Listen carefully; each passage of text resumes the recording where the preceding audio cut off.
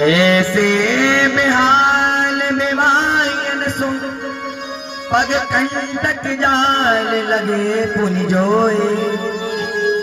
हाय महादुख पायो सखा तुम आए तैनक ते दिन खोए। देख सुदाम की दीन दशा करुणा करके करुणा निधि रोए।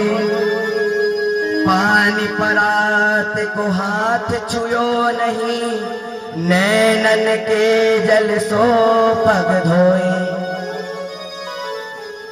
तुरंत भगवान श्री कृष्ण ने सुदामा जी के जैसे चरणों का स्पर्श किया।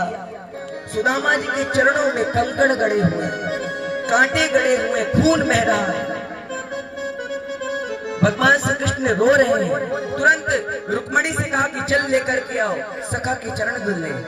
और जैसे ही सुदामा जी की दीन दशा भगवान श्री कृष्ण ने देखी, भगवान के नेत्रों से अश्रु की धारा बहने लगी। और मैंने आपको उस दिन बताया भी था, सबसे पवित्र जल किसको कहा गया है? अपने नेत्रों के जल, सबसे पवित्र जल। भगवान श्री कृष्ण ने जल आने की राह नहीं देखी कि कब जल आए, कब मैं पाऊं दूं। भगवान ने अपने नेत्रों के जल से सुदामा जी के चरण धोए और भगवान श्री कृष्ण को ले जाकर के अपने राज्य सिंहासन में बिठा दिया। अब तो भगवान श्री कृष्ण कहते हैं कि सुदामा, तुम्हारे पास इतनी गरीबी थी तो तुम मेरे पास क्यों नहीं है? और जितना मेरे पास है वो तुम्हारा ही दिया हुआ है। अपने पूर्व जन्म की कथा कहते हैं।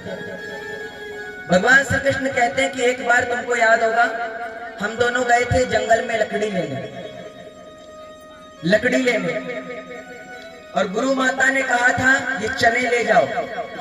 दोनों लोग जंगल में मिल बांट करके ये दोनों चने खा लेंगे। लेकिन जैसे ही हम लोग जंगल में पहुंचे, जोरदार वर्षा होने लगी, अंधकार हो गया, तो हम लोग जंगल में ही रुके रह गए थे। और तुमको जैसे ही पता चला कि मेरे भाग्य में लक्ष्मी नहीं है, निर्धन हूं मैं, तो तुमने मेरे भाग्य के भी चने खुद खा लिए और अपने भाग्य के चने मुझको दे दिए। मेरे भाग्य में तो मैं निर्धन था, लेकिन तुमने अपना भाग्य मुझको दे दिया और तुम्हारे कारण आज मैं ऐश्वर्य से युक्त हूं। सभी लोग ध्यान दीजिए, मित्रता कीजिए तो ऐसी मित्रता कीजिए कि जब भी हमारे मित्र को हमारी आवश्यकता पड़े तब हम उसके कार्य में जाकर के खड़े हो जाए। ये नहीं कि जब तक उसके पास पैसा है तब तक हम लोग उसके साथ लगे रह गए और जैसे उसके पास धन खत्म हुआ हम लोग भी, हमारा भी रिश्ता खत्म। दोस्ती पक्की, खर्चा अपना अपना।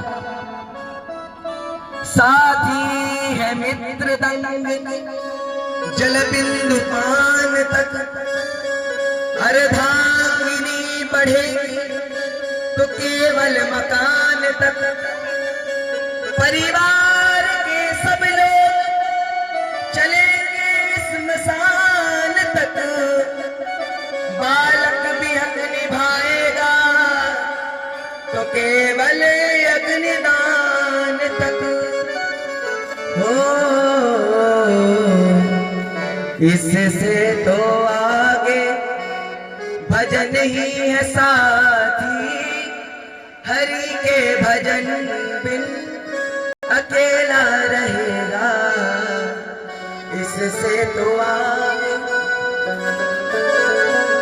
जितने भी हम मित्र सखा बना ले, मैं बार बार आप लोगों को यही चीज कहता हूं, क्योंकि भागवत का मतलब ये नहीं है, ध्यान से सुनिए, भागवत का मतलब ये नहीं है कि गुरुजी ने भजन गाया तो अपन ने ताता थैया कर लिया और दोबारा घर पहुंच गए। भागवत का मतलब ये नहीं, ये मतलब नहीं भागवत का कि आप घर से आओ और कथा सुनो, गुरुजी ने भजन गाए, आनंद किया, सुन लिया, इस कान से निकाल दिया, फिर घर चले गए। भागवत का मतलब ये नहीं। भागवत का मतलब ये है, मैं जो आपसे कह रहा हूं, जो कथा कह रहा हूं, सुन करके वो कथा को आप अपने जीवन में उतार लो, तब तो ये कथा सार्थकता आपको प्रदान करती है। जब गोकर्ण जी ने धुंधकारी को कथा सुनाई, भागवत कथा, प्रेत योनि में था, महात्मा में कथा आती है, प्रथम दिवस की कथा में आपने सुना था। तो जब गोकर्ण जी ने धुंधकारी को कथा सुनाई, तो धुंधकारी के लिए स्वर्ग से विमान आया, भगवान के पार्षद बैठ करके आए धुंधकारी को लेने के लिए। लेकिन आप लोग जैसे ही पूरे गांव वाले भी बैठे थे, लेकिन गांव वालों के लिए विमान नहीं आया। सुनी दोनों लोगों ने, धुंधकारी ने भी सुनी, गांव वालों ने भी सुनी, लेकिन विमान सिर्फ धुंधकारी के लिए आया, गांव वालों के लिए नहीं आया। तो जब भगवान के पार्षदों से पूछा गया कि कथा तो सबने सुनी, लेकिन विमान सिर्फ धुंधकारी के लिए ही क्यों आया, तो भगवान के पार्षदों ने मुस्कुरा करके जवाब दिया, कहा कि ये गांव वालों ने सिर्फ कथा सुनी, लेकिन धुंधकारी ने उस कथा को सुन करके अपने जीवन में उस कथा को उतार लिया महाराज, और इसीलिए इसके लिए विमान आया। हम लोग कथा तो खूब सुनते हैं, खूब ज्ञान सुनते हैं, रील सरकाते रहते हैं, 2-2, 3-3 घंटा महाराज कथा सुनेंगे, और ऐसा वैराग्य चढ़ेगा। शमशान में आप जाओ और किसी मुर्दे को जलते हुए देखो, 5 मिनट के लिए हम लोगों को वैराग्य हो जाएगा, जो आया है वो जाएगा, वैराग्य हो गया। और जैसे ही वैराग्य अपने सर पर चढ़ा करके हम घर गए, उतने में पत्नी ने 1 लोटिया जल से स्नान करा दिया, सारा वैराग्य उतार दिया महाराज, चलो घर, अभी गैया को भूसा देना है, फिर से गृहस्थी में ला दिया। तो हमको वैराग्य तो हो जाता है, लेकिन ये जो माया है ना भगवान की, ये हमको भगवान के प्रति जुड़ने नहीं देती।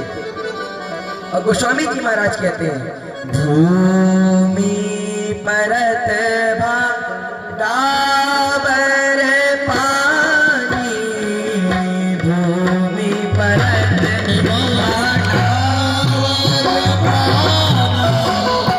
भूमि परत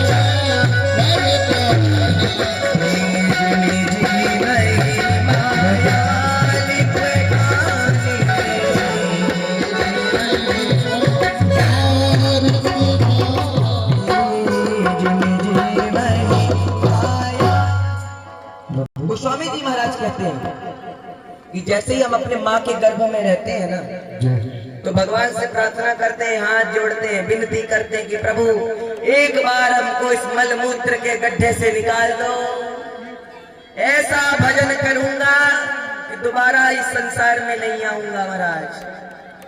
लेकिन जैसे ही हमारा जन्म हुआ,